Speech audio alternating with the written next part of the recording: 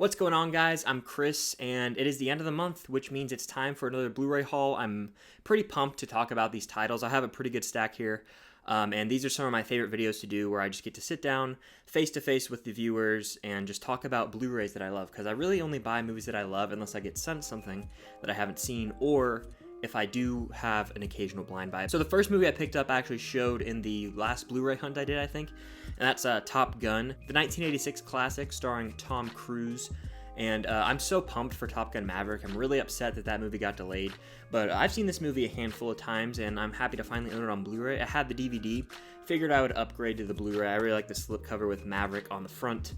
This movie just does get me pumped, and I will revisit it soon. I might save it for when Maverick comes out, Top Gun Maverick, but I am excited to check it out again nonetheless. The next, I actually have a trilogy here, one of the most acclaimed trilogies of all time.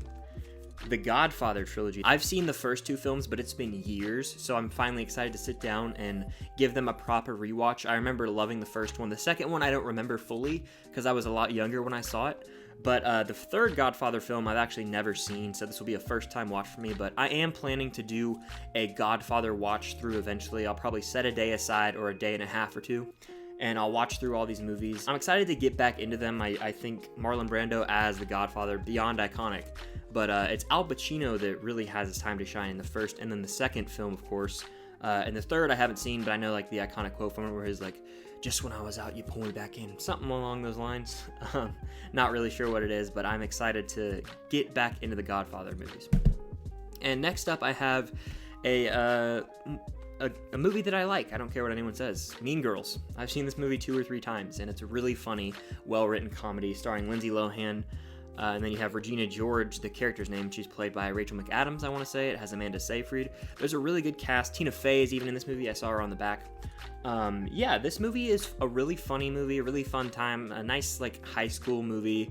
It's got a little bit of, like, girl drama in it, but it's just so funny overall. It's one of those feel-good movies that I just like to watch every now and then, so I figured I'd pick it up, and my girlfriend really likes the movie too, so it's a win-win. Next is a movie I have never seen. I showed it in the last Blu-ray hunt I did, and Cam, my girlfriend, actually picked this one up because she really wanted me to see it, but she picked it out for me, and that is Clueless, starring Alicia Silverstone. And I've never seen this movie. I think Paul Rudd's in it, which excites me. But the steelbook is super cool. Like, it was a pretty cheap steelbook too. I like the design on it.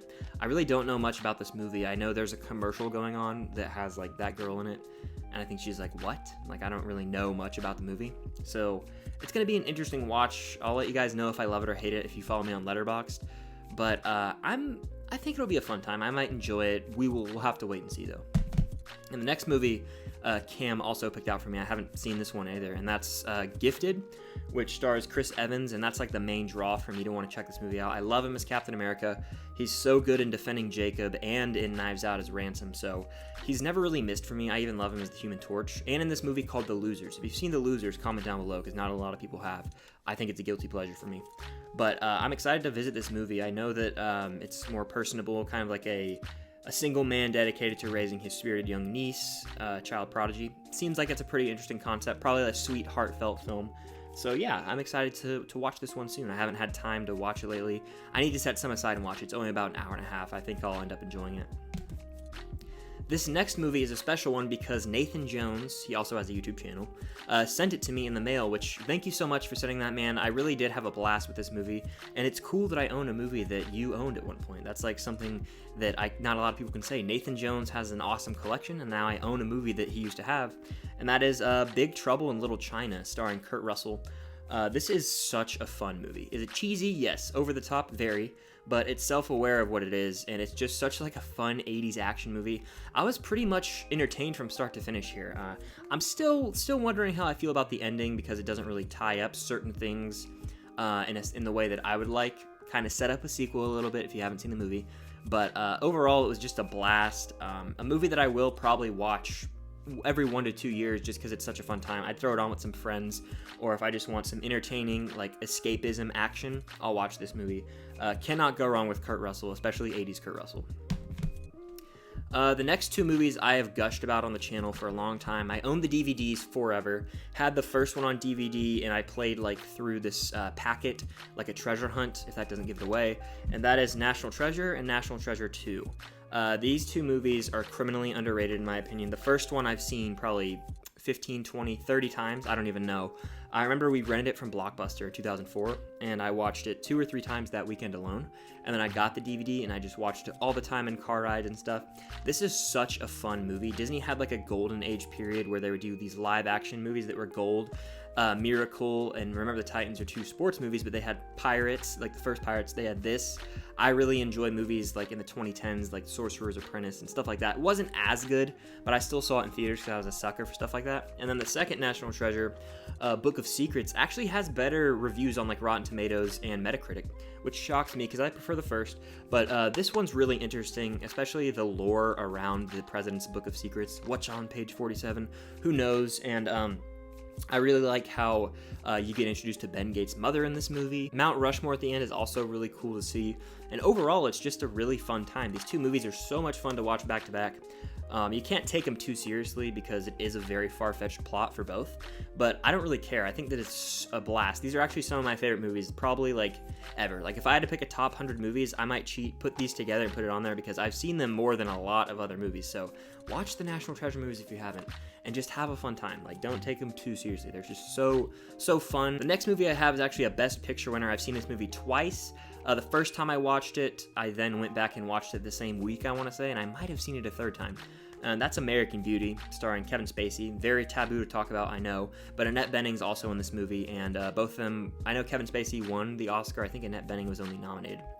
But Sam Mendes, who directed 1917, Skyfall, Spectre, Road to Perdition, he directed this movie, and it was his first film, and that is a testament right there to this man's phenomenal direction.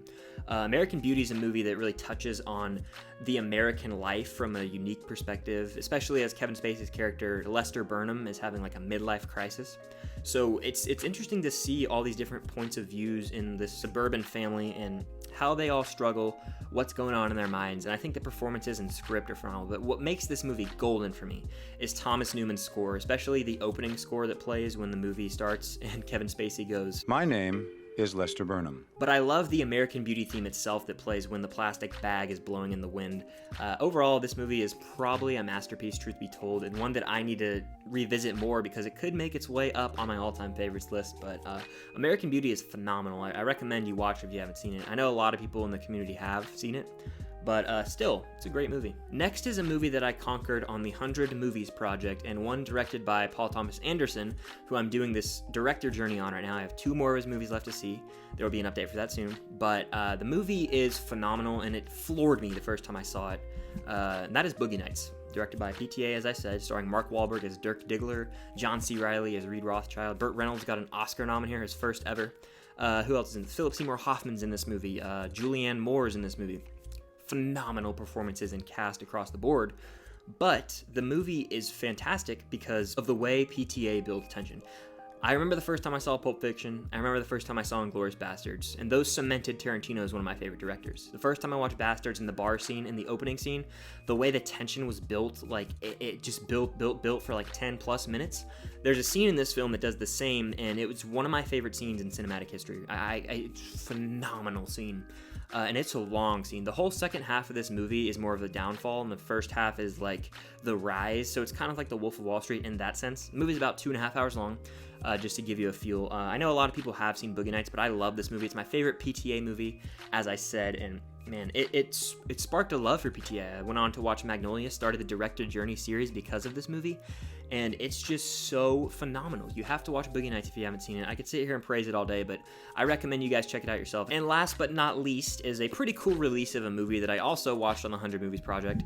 Picked up the original film about 2 months ago or last month. Picked up the sequel now, Aliens, but it's the 30th anniversary edition that comes with like this cool box cover, but then inside you get the actual Blu-ray itself, which is cool, and then it comes with a booklet that has like pictures and like concept art and stuff. So it's really cool. I'm glad that I picked up like a collector's edition because I do like to get like collector's editions of films, and it was only like $14 on Amazon. It was on sale, and they had the regular Blu-ray at Best Buy for the same price. So I was like, might as well just order this, get a good deal, get 2-day free shipping. But Aliens is a phenomenal follow-up to Alien, as this is directed by James Cameron. It's basically a straight-up action sci-fi film, while the first one's a horror sci-fi. But Sigourney Weaver as Ripley is so good in this movie, and the cover art I just love so much. The xenomorphs are iconic in and of themselves, but here I just love the blue background, the aliens. Like, this is one that I want to display. I don't want to put this like in the shelf like that where the spine's showing. I would love to display this because it's just so freaking cool, and this movie's awesome. Bill Paxton, rest in peace, has some awesome lines to deliver in this movie. But if you guys have seen Alien and Aliens, comment down below, do you prefer Alien or Aliens? I still prefer Alien, but I love them both. They're perfect companion pieces, and I'm so happy to finally have this in the collection. Yeah, so that's gonna do it for all my Blu-ray pickups from the month of August. August is always the longest, slowest month of the year for me, so getting to the end of it always feels triumphant almost, as there's a lot of changes going on. People go back to school, especially during the whole pandemic. Things have just been different, so I'm excited for September. I know Tenet's coming out. A lot of other great movies might be coming out, Mulan, stuff like that. I'm gonna pick up more Blu-rays. I've got a bunch of live streams, collabs, podcast episodes planned. I'm really just excited for the future, and I'm very glad that this community that in the YouTube space continues to grow. I love meeting new people, love interacting with you guys in the comments, so thank you all for the support. It does mean the world. Definitely consider hitting the like button. Comment down below your pickups from August, and until next time, I'll see you guys later.